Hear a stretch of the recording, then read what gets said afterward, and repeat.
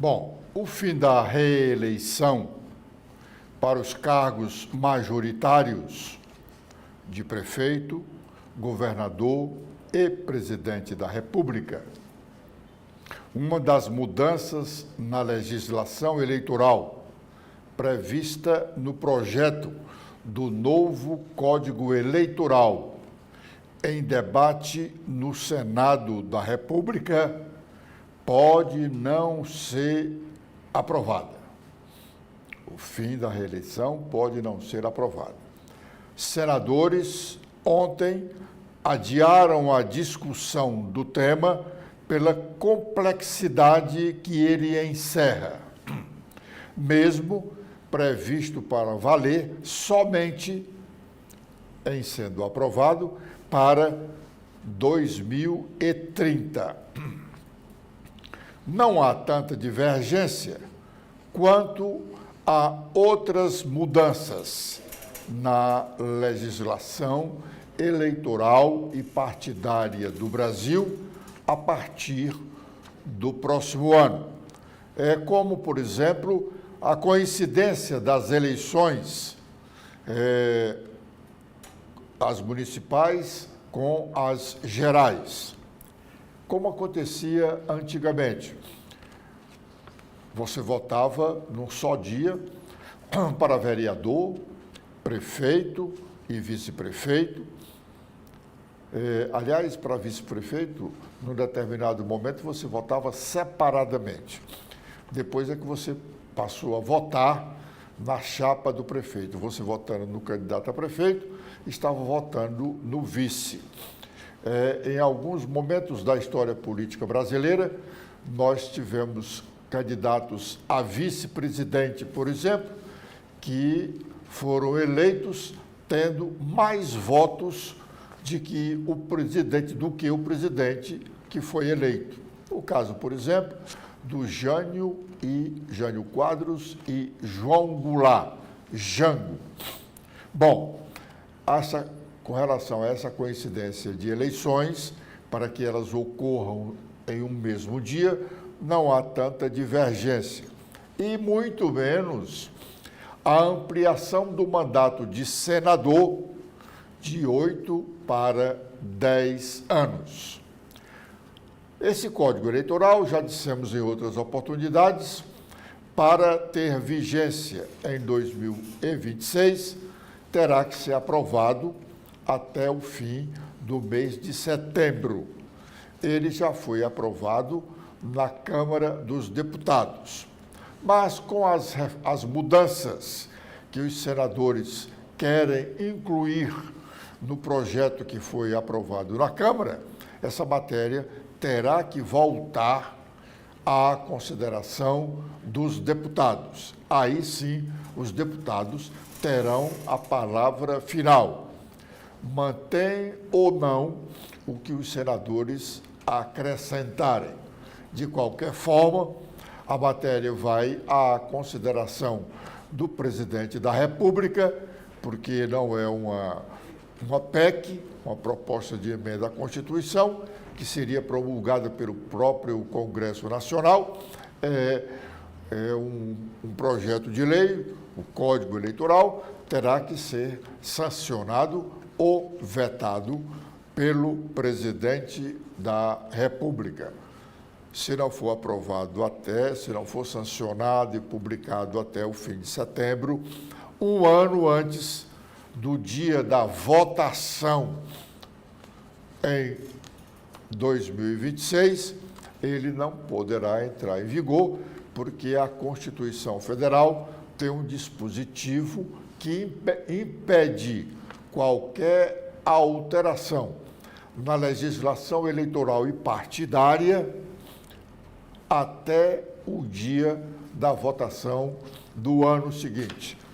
O que significa dizer, qualquer matéria relacionada à alteração nas legislações eleitoral e partidária terão que ser votada um ano antes que está aprovada, sancionada e publicada a lei até um ano antes do dia da votação.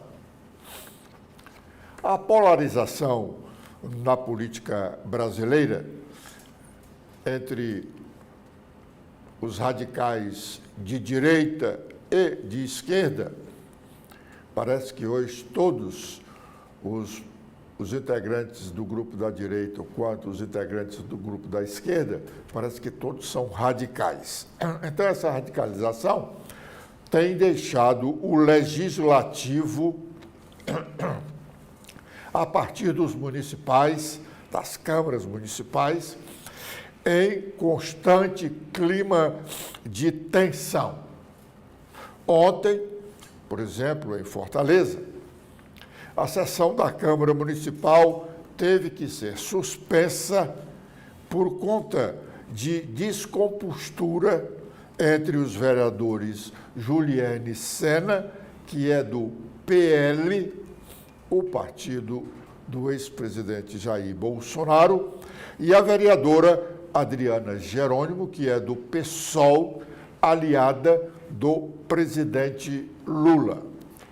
Vamos ouvir um instante do bate-boca.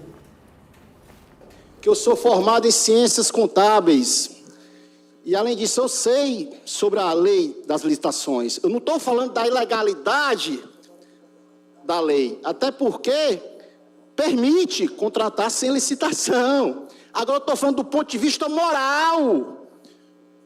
Ocorre que não é digno para a população gastar mais de 1,5 milhão sem que haja o básico para o povo, minha amiga. Quer dizer que você acha correto os postos de saúde sem medicamentos, os corredores dos hospitais públicos lotados, assoberbados, como se fossem lixos humanos, e a Prefeitura Municipal de Fortaleza torando dinheiro público na bagatela de 2 milhões. Isso é um absurdo. Por isso que o pessoal da esquerda é o pessoal do atraso, do retrocesso. Então eu sei muito bem sobre a lei das licitações e sei que é permitido contratar sem licitação. Agora eu estou falando do ponto de vista moral. Se você acha moral, tenha santa paciência, porque eu tenho certeza que o povo não acha isso correto. Muito obrigado, senhor presidente. E encaminho meu voto sim. Estúpido é você, querido. Vossa Excelência que é estúpida. Vossa Excelência que é estúpida. Eu não tiro a palavra. E desrespeitoso. Você é estúpida. Vossa Excelência é estúpida. Desrespeitoso e mal educado. Você que é mal educada. Desrespeitoso e mal educado. Lave sua boca para falar de mim. Estúpido e mal educado. Ridículo. Medíocre. Medíocre. Medíocre. Vereadora Adriana, por gentileza. Gente, ordem aqui, por favor. Amigos vereadores. Por gentileza, vereador Guilherme. Vamos continuar. Vereadores. Vereadores, por gentileza.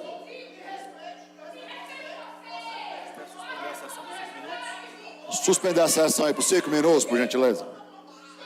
A sessão está suspensa por 5 minutos. Bom, e a discussão continuou. Não apareceu a imagem aí da vereadora, porque essas imagens são da Câmara Municipal. Essas imagens foram tiradas da sessão da Câmara Municipal de Fortaleza. Foi a TV Câmara que não mostrou a imagem da vereadora. E a descompostura continuou, mesmo com a sessão sendo suspensa. Isso é resultado dessa polarização que não leva a nada na política nacional. Discussão medíocre de radicais de um lado e radicais do outro lado. As contas do governador Eumano de Freitas, referente ao ano passado, exercício de 2024, chegaram na última terça-feira à Assembleia Legislativa, que as encaminhará para o Tribunal de Contas do Estado, o TCE, emitir um parecer técnico no prazo de 60 dias. O relator das contas do governo deste ano é o conselheiro Ernesto Saboia.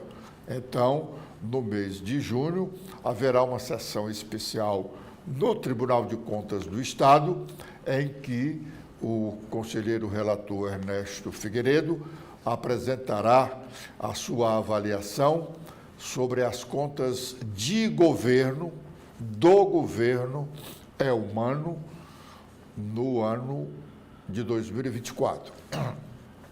Essa prestação de contas se chama prestação de contas de governo, porque a prestação de contas que é feita por cada um dos secretários de Estado, essas contas nós chamamos de contas de gestão. Essas contas de gestão, elas são julgadas lá pelo Tribunal de Contas. O Tribunal de Contas é quem julga essas contas, diz se elas estão corretas ou não, e, em não estando corretas, aplica alguma sanção, se couber, ao secretário responsável por aquela pasta. No caso das contas de governo, o tribunal só emite um parecer, dizendo para os deputados se as contas estão conforme a lei, porque o julgamento das contas das contas de governo é um julgamento político. É um julgamento político. E isso é feito pelos deputados estaduais. Eles, os deputados, não têm obrigação, de seguir o que diz o relatório do Tribunal de Contas do Estado. Mas eles têm que ter em mãos esse relatório para que, na verdade, fosse o balizador de seus votos, o que não é. Em relação às contas de prefeito, ocorre a mesma coisa. O Tribunal de Contas emite um parecer sobre as contas de governo do prefeito e manda para a Câmara Municipal. Nesse caso, tem uma diferença. O parecer do Tribunal de Contas do Estado tem alguma força para a aprovação ou não das contas do prefeito. Se o Tribunal de Contas recomendar que as contas do prefeito sejam desaprovadas, os vereadores só podem rejeitar ou não tomar conhecimento desse parecer do Tribunal de Contas com os votos de 2/3 dos vereadores.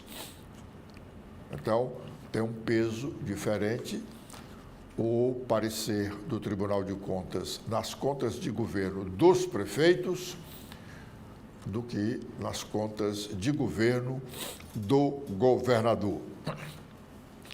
Na sessão de ontem da Assembleia Legislativa Cearense, a deputada doutora Silvana fez um pronunciamento cheio de emoção contra o que ela diz ser uma interferência indesejada da política petista no ensino da juventude cearense, porque o governo do Estado está incluindo na leitura e discussão nas escolas estaduais de nível médio a leitura e discussão de livros como, segundo a deputada, o Baú Ancestral da Bisavó.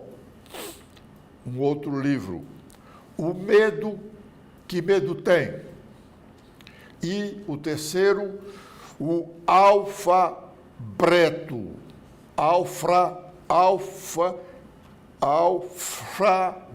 Alfabeto. Ela disse que esses 3 livros são nocivos à formação da nossa juventude. Vamos ouvir parte do que ela disse. Subo à tribuna desta casa com o compromisso que tenho, que fiz na tribuna desta casa, até ser julgado pelo plenário dessa casa o requerimento a respeito dos 3 livros que eu denunciei. Aproveito para agradecer o deputado Sargento Reginaldo e o deputado Pastor Alcides, que subscreveram o requerimento que pede que seja analisado, de acordo com o Plano Estadual de Educação, os crimes cometidos por esses 3 livros. E eu digo, e eu não estou fazendo pré-julgamento, eu quero que seja julgado por esse plenário, analisado à luz do plano votado por essa casa e em respeito à Constituição do nosso país, que defende um Estado laico, um Estado que todas as religiões sejam respeitadas. E que o Plano Estadual de Educação retirou toda e qualquer possibilidade de ideologia de gênero. Agora, eu pergunto, dizendo o nome dos 3 livros, para que as mamães, os papais, as titias e as vovós como eu possam vigiar aí, na sua escola, aí, no seu interior, procure o seu prefeito, procure a sua prefeita. Baú ancestral da bisavó, o alfabeto e o medo. Que medo tem? Agora eu pergunto ao governador Elmano de Freitas. Governador, que medo o senhor tem? O medo, na realidade, ele é um instrumento de proteção. Proteção, às vezes, até da sobrevivência. Na maioria das vezes, da sobrevivência, a vida física. Você precisa, a mamãe me ensinou a ter medo de algumas coisas. Nós precisamos temer algo, meu querido Barros Alves. Será? E eu pergunto, governador Elmano de Freitas, o senhor tem medo de desrespeitar o Plano Estadual de Educação que Vossa Excelência ajudou a construir junto aqui nessa sala do lado, com padres e pastores? O senhor tem? O senhor tem medo de enviar, junto com o ministro Camilo Santana, porque é um plano, o PAIC, Mais Infância, é um programa do PAIC, junto com as prefeituras, de enviar um livro que ensina as crianças a cantarem para outro Deus, que não seja o nosso Deus? Bom, o discurso da deputada foi longo e ela usou a tribuna da Assembleia mais de uma vez, nos tempos que os deputados têm realmente direito para a manifestação na tribuna da Casa. Mesmo com as indefinições sobre a realidade partidária em abril do próximo ano. Por que em abril do próximo ano? Porque 6 meses antes, no dia da votação, todos os candidatos terão que estar filiado a um partido político. Se o sujeito, a senhora, o senhor, não estiver filiado a um partido até 6 meses antes do dia da votação, se a votação for no dia 5 de outubro, você terá que estar filiado até o dia 5 de abril, para poder realmente ser candidato. Se não tiver filiado, não pode ser candidato. Então, mesmo com as indefinições da realidade partidária até o próximo ano, porque nós estamos vivendo um momento de ebulição entre os partidos, a preocupação dos partidos de poderem continuar a partir do início de 2027, porque a eleição é 2026, a posse é no início do ano de 2027. Para que os partidos tenham funcionamento pleno na Câmara dos Deputados, no Congresso Nacional, eles precisam ter um número mínimo de deputados federais. Então, há uma corrida muito grande para a eleição de deputados federais. O pessoal da direita radical e da esquerda radical tem falado muito no interesse de seus grupos elegerem senadores, mas aí é com outra finalidade.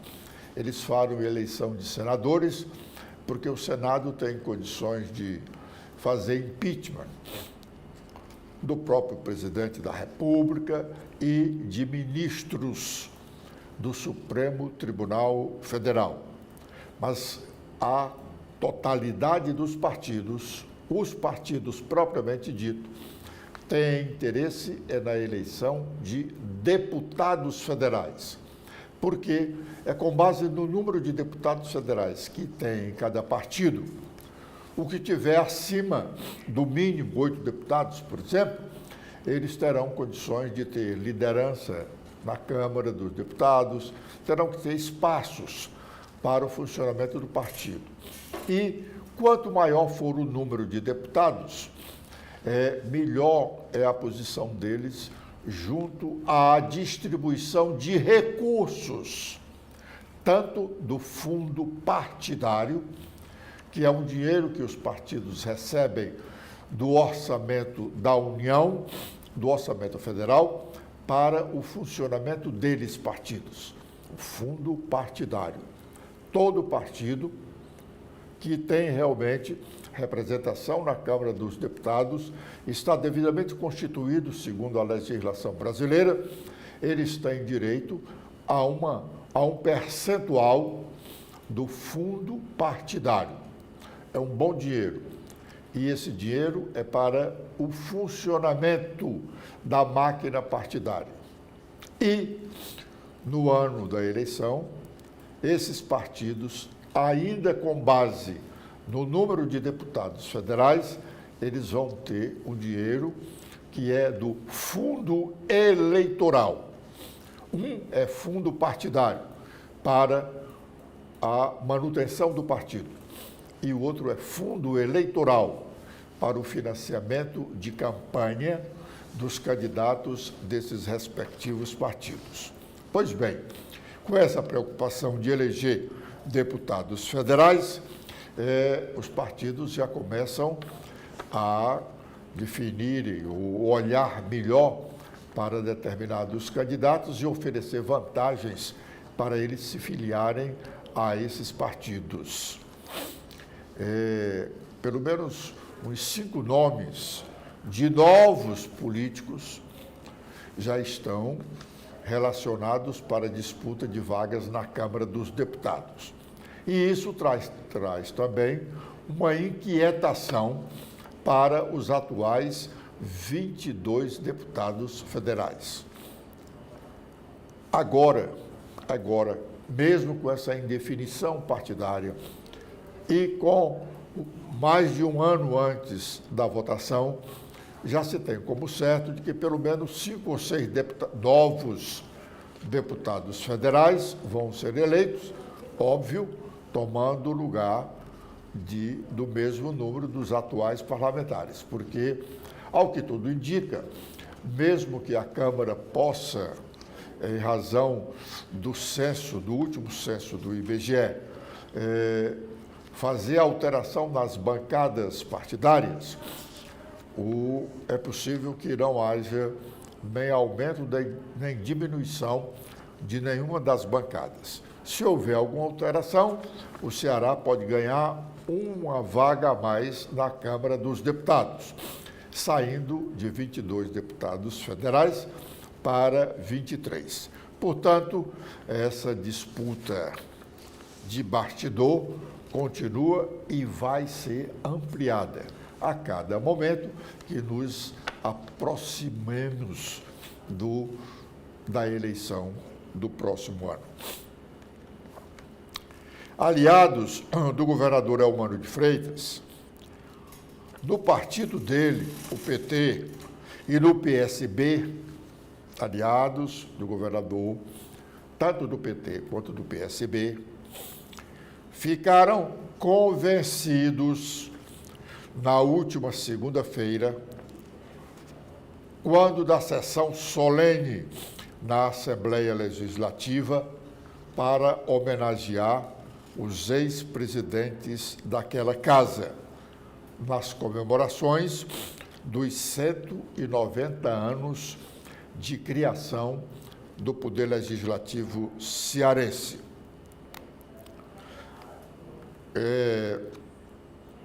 Foi visível o constrangimento entre governador e senador Cid Gomes, ambos sentados à mesa principal da solenidade. O governador chegou até a ensaiar uma saída no meio da solenidade, tanto que o presidente da Assembleia, Romeu Aldigueri, fez o seu pronunciamento na abertura dos trabalhos e imediatamente disse que ia quebrar o protocolo da sessão, porque o governador Elmano precisava sair antes, porque tinha um compromisso inadiável, viajar ou coisa assim. E assim foi feito. O governador foi o primeiro orador da solenidade, quando deveria ter sido o último. Óbvio, o governador encerra toda e qualquer solenidade. A última palavra é a dele, é a principal autoridade do evento, assim como ocorre com o presidente da República. Mas o governador terminou a sua fala e alguém disse ao seu ouvido: não é bom o senhor sair agora, antes do discurso do senador Cid, porque senão vão dizer que o senhor saiu em protesto à fala do senador.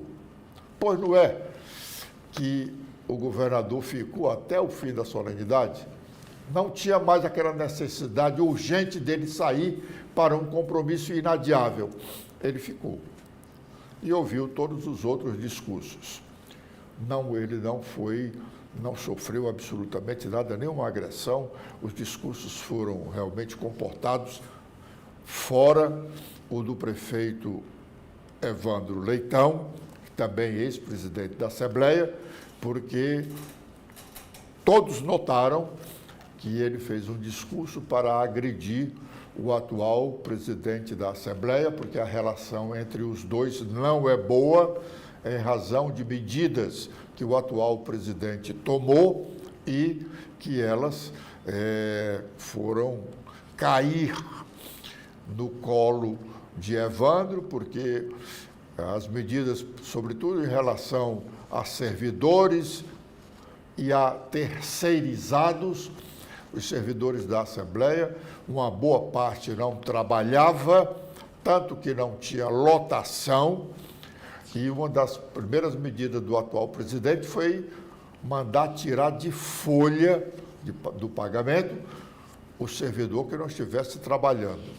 E só podia estar trabalhando o servidor que tivesse lotação. E aí foi um corre-corre, ainda há um corre-corre.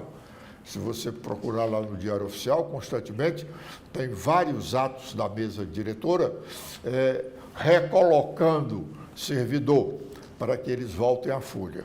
Isso por conta da gestão anterior, que foi frouxa com relação a essa história de pessoal, até porque o Evandro era candidato a prefeito de Fortaleza e queria ser agradável aos servidores. E com relação aos terceirizados, aí é que a farra foi grande realmente. Muitos tiveram que ser demitidos e outros estão fora de folha. Então, o discurso do Evandro, insuflando os servidores contra a atual presidência da Casa, foi notado muito claramente por todos. Mas o certo é que nós estamos falando aqui do constrangimento entre o governador e o senador Cid. Eles estão separados em termos de aliança política. Isso não significa dizer que amanhã eles não voltem a estar juntos. E provavelmente estarão. Provavelmente estarão. E eu faço essa observação porque é muito comum na política você dizer uma coisa hoje e amanhã ser outra. A política e os políticos mudam de posição muito rapidamente. Hoje são adversários, amanhã são amicíssimos, aliados. Então, o Cid Gomes, senador Cid Gomes, ex-governador, amanhã poderá voltar a ser aliado do governador Elmano, mas em condições diferentes das relações que eles mantêm atualmente e que vêm já desde o início do governo Elmano de Freitas. O ex-governador Cid Gomes mandou no governo do estado do Ceará ao longo de 15 ou 16 anos. Por que isso? Porque ele foi governador durante 8 anos e o governo do Camilo foi feito, os 7 anos em que ele passou lá, foi feito sob o comando do senador Cid Gomes, que hoje está no PSB, mas não tem o controle do partido. Ele busca o controle do partido exatamente com a possibilidade de um partido eleger no Ceará de 4 a 6 deputados federais. E como eu já disse anteriormente, que os partidos, todos eles, sobretudo os menores, que precisam de lutar para sobreviver, estão alucinados pela eleição de deputados federais. Aí o senador Cid tem uma grande possibilidade de vir a ser o comandante do PSB. O PSB hoje continua sendo do senador e ministro Camilo Santana. O partido foi entregue a ele no Ceará, tanto que ele colocou como presidente o seu pai, Eudoro Santana, que é o presidente de direito do PSB cearense. O partido funciona aqui como comissão provisória, o que significa dizer que a qualquer momento essa direção pode ser mudada, dependendo dos humores da direção nacional. Dizendo isso, nós estamos encerrando a nossa participação de hoje neste primeiro bloco de notícias da manhã, convidando-os a continuarem conosco aqui na TV da Transparência.